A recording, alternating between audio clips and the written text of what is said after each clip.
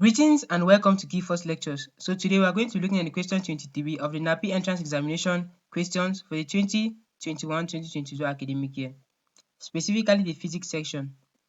A helium atom mass 4U travels with non-relativistic speed normal to the surface of a certain material, makes an elastic collision with an essentially free surface atom and leaves in the opposite direction with speed 0.6 v.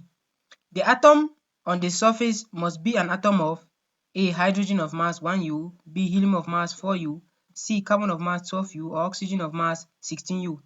So I've given all the answers in terms of mass. Effectively, our interest here is to get the mass of the atom with which the helium atom makes a collision with. So we'll read our question again and we'll bring out important information.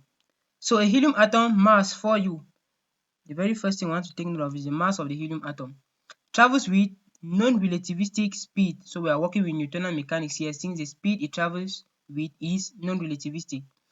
Normal to the surface of a certain material, makes an elastic collision with an essentially free surface atom. So it makes an elastic collision with an atom at the surface of the material and leaves in the opposite direction with a speed. So it leaves in the opposite direction with a speed 0.6 v. The atom on the surface must be an atom of, okay, so let's move straight into our solution.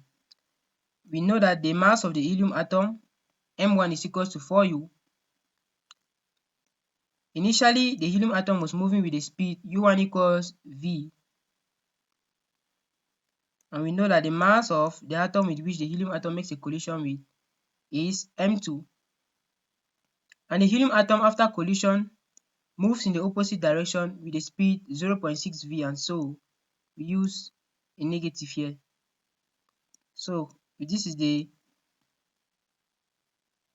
direction of positive velocity, then any velocity opposite to that must be negative. So that's why we have this answer here. So the very first thing you will want to notice here is that the motion is non-relativistic. Essentially, the theory of relativity can't be used here. Hence, we apply Newtonian mechanics in solving this question. An elastic collision is essentially one in which both kinetic energy and momentum are conserved. So we are going to be exploiting the principle of conservation of momentum and kinetic energy for an elastic collision. So for the conservation of momentum, fundamentally m1u1 plus m2u2 is equals to m1v1 plus m2v2. So that is to say that the momentum before collision is always equal to the momentum after collision. That is for the conservation of momentum. So initially, the second particle was at rest, so its velocity is 0, and all this term boils down to 0. The mass of the helium atom traveling with a speed v was given as 4u, and the speed was given as v. So when we multiply all of this, we obtain 4uv.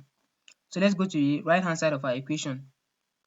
After collision, the mass remains the same. Since we are dealing with Newtonian mechanics, the mass doesn't change, but if it was relativity, obviously the mass changes when bodies move at a speed equal to or greater than the speed of light.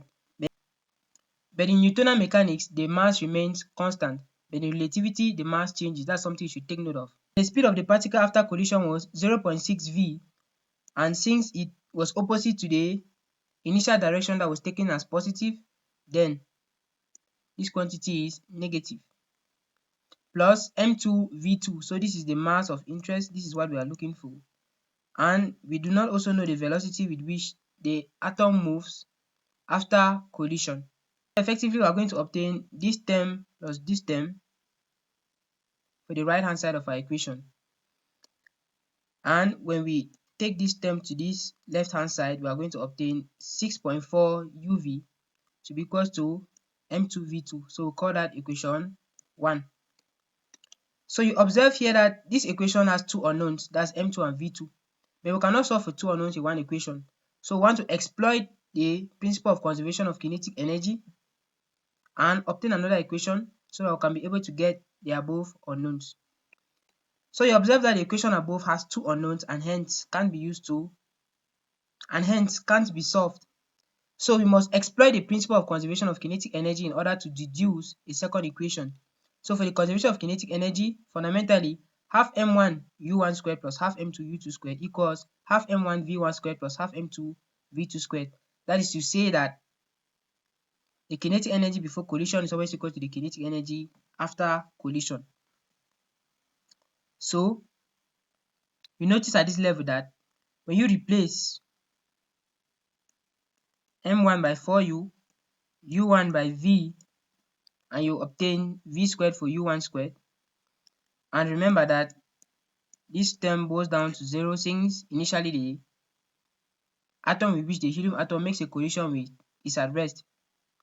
So here your m1 is 4u, your v1 is negative 0.6 v, and when you square that quantity and multiply it to this other quantity, you are going to obtain this. And at this level, everything just remains the same. So you see that half is common and half cancels out, and you are left with 4u squared equals 1.44uv squared plus m2 v2 squared. So m2 v2 squared is equals to 2.56 uv squared when you rearrange the above equation. So we call that equation 2. So from equation 1, that is this equation, you notice that v2 is equals to 6.4 uv on m2. So when we make v2 subject of formula in equation 1, so remember equation 1 was 6.4 uv equals m2 v2.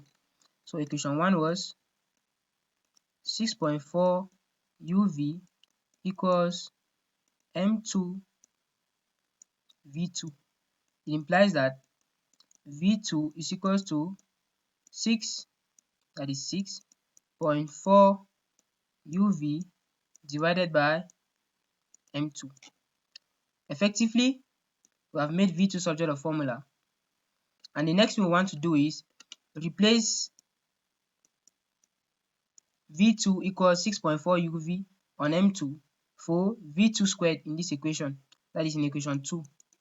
So when we do that, we obtain m2 into 6.4 uv on m2 all that squared equals 2.56 uv squared. So when you square this term and make m2 subject of formula, so the quantity of interest, remember, is m2. When you square this term and make m2 subject of formula, you are going to obtain 16u. So if you go to your options, you notice that the hydrogen atom of mass 1u is not the correct option. So this is not the correct option. Helium of mass 4u is not the correct option. Carbon of mass 12u is not the correct option. The oxygen of mass 16u is the correct option. So the option G is the correct option.